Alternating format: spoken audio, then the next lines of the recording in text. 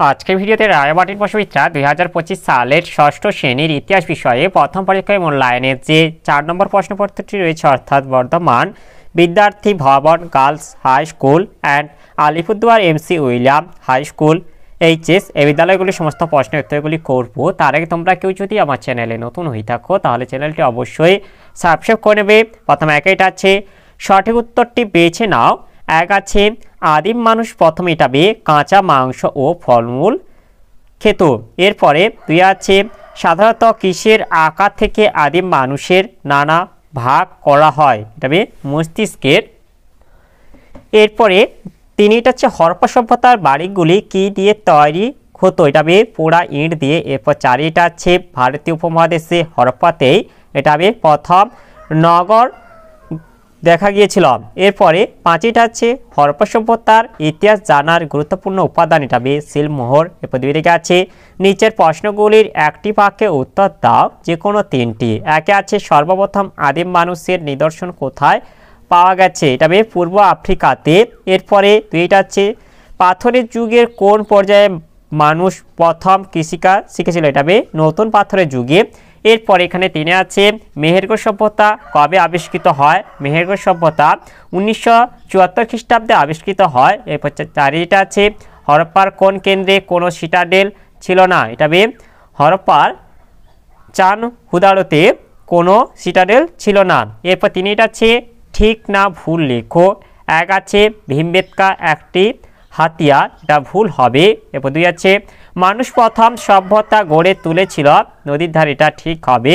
এরপর চারে আছে দু তিনটি বাক্যে উত্তর দাও। একে আছে পাথরের যুগকে সাধারণভাবে কটি পর্যায়ে ভাগ করা হয়, এই ভাগগুলি কি কি? এর উত্তরটি হলো পাথরের যুগকে তিনটি পর্যায়ে ভাগ করা হয়। এক পুরানো পাথরের যুগ বা প্রাচীন প্রস্তর যুগ, সময়কাল আনুমানিক খ্রিস্টপূর্ব 20 লক্ষ বছর থেকে খ্রিস্টপূর্ব 10,000 বছর। এরপরে দুইটা আছে মাঝের পাথরের যুগ, যেটা হচ্ছে মধ্যপ্রস্তর যুগ, সময়কাল আনুমানিক খ্রিস্টপূর্ব 10,000 থেকে 8,000 বছর। এরপরে তিনটা আছে নতুন পাথরের যুগ বা যেটা হচ্ছে নব্যপ্রস্তর যুগ, সময়কাল আনুমানিক খ্রিস্টপূর্ব 8,000 থেকে 4,000 বছর। এরপরে দুইটা আছে হরপ্পা সভ্যতায় কীভাবে মৃতদেহ সমাধি দেওয়া হতো, এর উত্তরটি হলো হরপ্পা সভ্যতায় মৃতদেহ সমাধি দেওয়া হতো। হরপ্পা সভ্যতায় মৃতদেহ সমাধি দেওয়ার ক্ষেত্রে কিছু ধর্মীয় নীতি অনুসরণ করা হতো। এক, মৃতদেহের মাথা উত্তর দিকে রেখে শুইয়ে দেওয়া হতো। দুই, সমাধির ভিতর মৃতদেহের পাশে মাটির পাত্র, গয়না বা অন্যান্য জিনিস রেখে দেওয়া হতো। তিন, অনেক সমাধি ইট দিয়ে তৈরি করা হতো। হরপ্পা সভ্যতার কালীবঙ্গালে ইটের তৈরি সমাধি পাওয়া গেছে।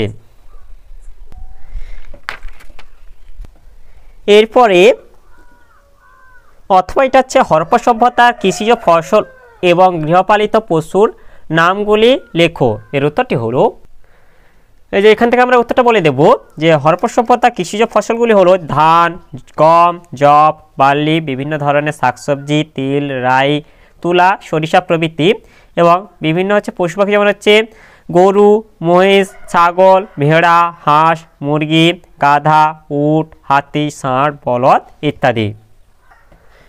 এরপরে পাঁচের আগে আছে নিচে যে কোনো দুটি প্রশ্নের উত্তর দাও 4-5টি বাক্যে। এক আছে আগুনের ব্যবহারের ফলে মানুষের জীবনে কি কি পরিবর্তন ঘটেছিল, এর উত্তরটি হলো আগুনের ব্যবহারের ফলে মানুষের জীবনে অনেক পরিবর্তন এসেছিল।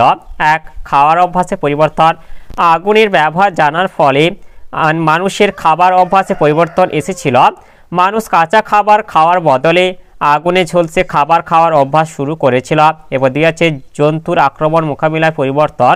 জন্তুরা আগুনকে ভয় পায়। আগুনের ব্যবহার জানার ফলে মানুষ বিভিন্ন জন্তুর আক্রমণের মোকাবিলা করার জন্য আগুনের ব্যবহার করে। এরপর তিনটা আছে শীতের মোকাবিলায় পরিবর্তন। আগুনের ব্যবহার জানার ফলে আদিম মানুষ প্রচণ্ড শীতের হাত থেকে রক্ষা পাওয়ার জন্য আগুন জ্বেলে রাখত। এরপরে দুইটা আছে মেহেরগড়ের সমাধি সম্পর্কে যা জানো লেখো, এর উত্তরটি হলো মেহেরগড় সভ্যতায় অনেক সমাধিক্ষেত্র পাওয়া গেছে। মেহেরগড়ে মৃতদেহকে সমাধি দেওয়া হতো। মেহেরগড়ের সমাধির বৈশিষ্ট্য হলো: 1.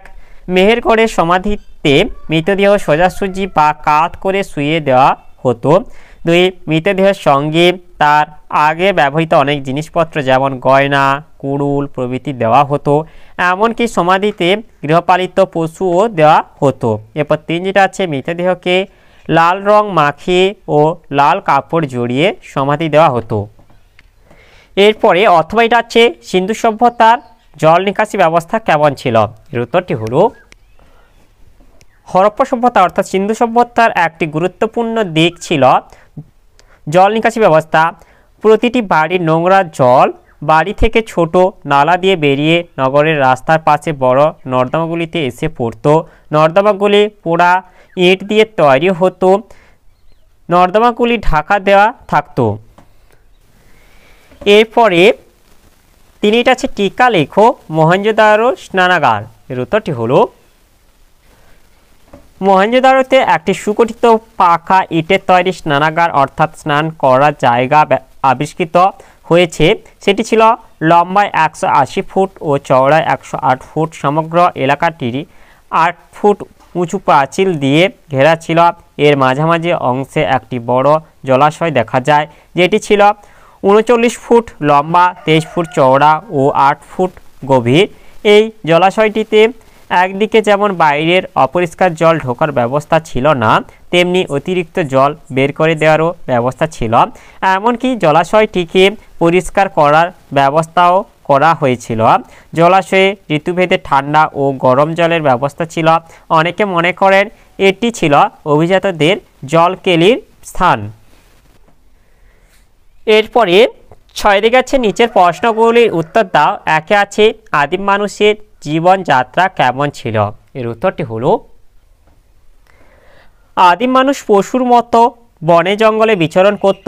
গুহাবাসী মানুষ এই সময় বনে থেকে ফলমূল, লতাপাতা ও পশুর কাঁচা মাংস আহার করে ক্ষুধা নিবৃত্ত করত। আদিম মানুষের জীবন ছিল বিপদসংকুল ও কষ্টকর। ক্রমশ মানুষ তার বুদ্ধিকে কাজে লাগিয়ে সভ্যতার দিকে এগিয়ে যায়। বাসস্থান: আদিম মানুষ ঘরবাড়ি বানাতে জানতো না। তারা পাহাড়ের গুহা, গাছের ডালে বা জলাশয়ের ধারে বসবাস করত। বনে জঙ্গলে হিংস্র পশুর আক্রমণের সম্ভাবনা থাকত সবসময়। এরপরে 2 আছে, খাদ্য। আদিম মানুষ ছিল খাদ্য সংগ্রাহক। এরা বনে জঙ্গলে ঘুরে ঘুরে ফলমূল সংগ্রহ করত। পশু পাখি ও বিভিন্ন ধরনের প্রাণী শিকার করে তার কাঁচা মাংস খেত। এরপর আছে বিপদসংকুল জীবন। আদিম মানুষের জীবন ছিল খুবই বিপদসংকুল। হিংস্র পশুর সঙ্গে লড়াই মানুষকে বেঁচে থাকতে হতো। অনেক মানুষ পশুর সঙ্গে লড়াই করতে গিয়ে অকালে মারা যেত। এছাড়া মানুষ অখাদ্য কুখাদ্য গ্রহণের কারণেও নানা রকম রোগে আক্রান্ত হতো। এরপর আছে অসহায়তা। আদিম মানুষ প্রকৃতির কাছে ছিল অসহায়। ঝড় বৃষ্টি, ভূমিকম্প, তুষারপাত, বজ্রপাত, প্রবল শীতে মানুষ প্রচণ্ড কষ্ট পেত। অবশ্য মানুষ যখন দলবদ্ধভাবে থাকতে শুরু করে তখন তাদের অসহায়তা অনেকাংশে দূর হয়। এরপর আছে কর্মপ্রচেষ্টা। মানুষ আত্মরক্ষা তথা বেঁচে থাকার তাগিদে কর্মপ্রচেষ্টা আরম্ভ করে।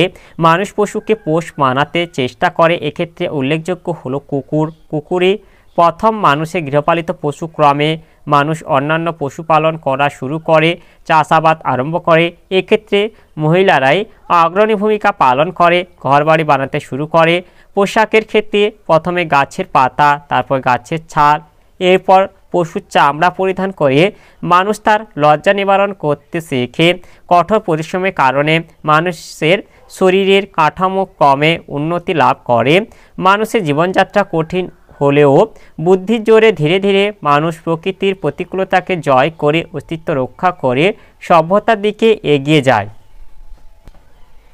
এরপরে 2টা হচ্ছে, হরপ্পাবাসীর অর্থনৈতিক জীবনের পরিচয় দাও। এর উত্তরটি হলো হরপ্পা নগরকেন্দ্রিক সভ্যতা হলেও কৃষি ও পশুপালন মানুষের প্রধান জীবিকা ছিল। কিছু মানুষ শিল্পে কাজ করতেন, আবার লোথাল বন্দরে নিদর্শন ব্যবসা বাণিজ্যেরও প্রমাণ বহন করে। অর্থনৈতিক জীবন: 1. কৃষিকাজ। ডক্টর ডিডি কোশাম্বী মনে করেন যে হরপ্পা সভ্যতার মানুষ নাঙ্গলের ব্যবহার জানতো না, তারা নিড়ানির মাধ্যমে চাষ করত। সেচের প্রকৃত ধারণা এই উপত্যকার মানুষের ছিল না, তবুও পর্যাপ্ত পরিমাণে খাদ্যশস্য উৎপাদিত হতো। এই অঞ্চলে উৎপন্ন ফসলের মধ্যে উল্লেখযোগ্য ছিল ধান, গম, যব, বার্লি, বিভিন্ন ধরনের শাকসবজি, তিল, রাই, তুলা, সরিষা প্রভৃতি। এরপর রয়েছে পশুপালন। কৃষির মতো পশুপালন করেও হরপ্পা সভ্যতার অনেক মানুষ জীবিকা নির্বাহ করতেন। পশুকে তারা পোষ মানিয়ে তাকে পরিবহনের কাজে ব্যবহার করা হতো। অন্যদিকে খাদ্যের প্রয়োজনে কিছু পশু পালন করা হতো। উল্লেখযোগ্য পালিত পশু ছিল গরু, মহিষ, ছাগল, ভেড়া, হাঁস, মুরগি, গাধা, উট, হাতি, ষাঁড়, বলদ ইত্যাদি। এরপর 3 আছে ব্যবসা বাণিজ্য। ব্যবসা বাণিজ্য হরপ্পা অঞ্চলের সমৃদ্ধির অন্যতম কারণ। বণিক সম্প্রদায় ব্যবসা বাণিজ্যের কাজে নিযুক্ত থাকতেন। জল, স্থল উভয় পথে আভ্যন্তরীণ ও বৈদেশিক বাণিজ্য চলত।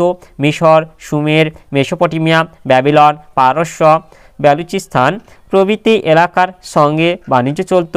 লোথাল ছিল বহির্বাণিজ্য কেন্দ্র, বন্দর, বিনিময় প্রথার মাধ্যমে বাণিজ্য চলত। এরপর 4 আছে অন্যান্য পেশা। তাঁতিরা পশম ও সুতি বস্ত্র বুনত। মৃৎশিল্পের মাধ্যমে কিছু মানুষ জীবিকা নির্বাহ করত। ইট দিয়ে বাড়ি তৈরি ও ছুতোর কাজও করত কেউ কেউ। সোনার উপর দিয়ে গয়নার কাজ করত স্বর্ণকারীরা। কারিগরি শিল্পেও হরপ্পা সভ্যতা উন্নত ছিল। হরপ্পা সভ্যতার মানুষ কোনো একটি নির্দিষ্ট পেশার মাধ্যমে উপার্জন করত তা নয়, বিভিন্ন পেশা মানুষ এই সভ্যতায় বাস করত। এরপরে অথবা এটা আছে হরপ্পা সভ্যতার নগর পরিকল্পনা কী রকম ছিল। এর উত্তরটি হলো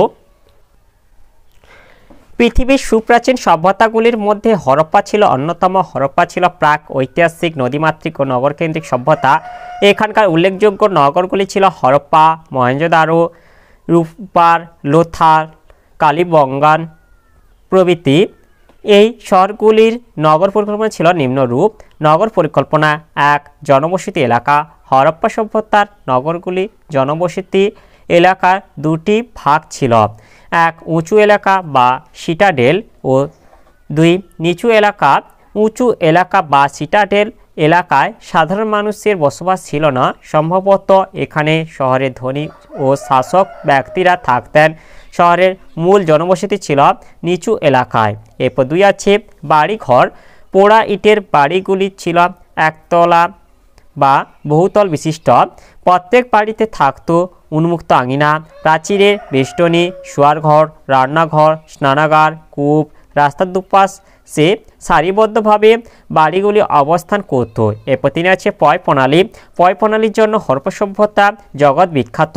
প্রত্যেক বাড়ি থেকে ব্যবহার্য পরিত্যক্ত জল ছোট নালার মাধ্যমে রাস্তায় ঢাকা দেওয়া ম্যানহোলযুক্ত বড় নর্দমা এসে পড়ত এবং সেখান থেকে দূষিত জল শহরের বাইরে চলে যেত।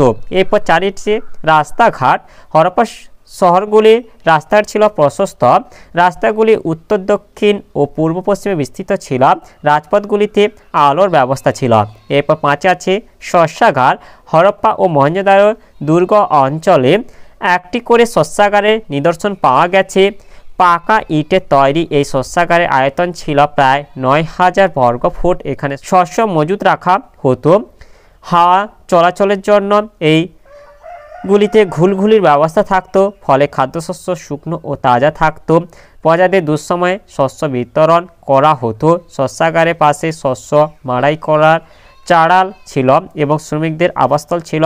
বর্তমানে অনেক ঐতিহাসিক একে বর্তমানে ব্যাংক ব্যবস্থার সঙ্গে তুলনা করেছেন। এরপরে স্নানাগার। মহেঞ্জোদারো দুর্গ অঞ্চলে 180 ফুট দৈর্ঘ্য ও 108 ফুট প্রশস্ত বিশিষ্ট একটি স্নানাগারের অস্তিত্ব পাওয়া গেছে। ঋতুভেদে এখানে ঠান্ডা ও গরম জলের ব্যবস্থা ছিল। নোংরা জল বের করে পরিষ্কার জল প্রবেশ করার ও ব্যবস্থা লক্ষণীয়। অনেকে একে অভিজাতদের জলকেলির স্থল বলে মনে করেন। স্নানাগার প্রাচীন ভারতে মানুষের স্বাস্থ্য সচেতনতার পরিচয় দেয়। পরিবেশে বলা যায় সুপ্রাচীনকালে এত উন্নত নগরকেন্দ্রিক সভ্যতায় ভারতীয়রা বাস করত, এটা গভীর চিন্তার উদ্রেক করে। এই সভ্যতার নগর পরিকল্পনা যে পরবর্তী আধুনিক শহরে মানুষকে প্রভাবিত করেছে তাতে কোনো সন্দেহ নেই। তাহলে আজকের ভিডিওতে আমরা ষষ্ঠ শ্রেণী ইতিহাস বিষয়ের যে 4 নম্বর প্রশ্নপত্রটি ছিল তা সমাধান করলাম। আর তোমরা কেউ যদি আমার চ্যানেলটা এখনও সাবস্ক্রাইব করে রাখোনি তাহলে চ্যানেলটা অবশ্যই সাবস্ক্রাইব করে নেবে এবং ভিডিওটি ভালো লাগলে ভিডিওটিকে অবশ্যই লাইক, কমেন্ট ও শেয়ার করে দেবে।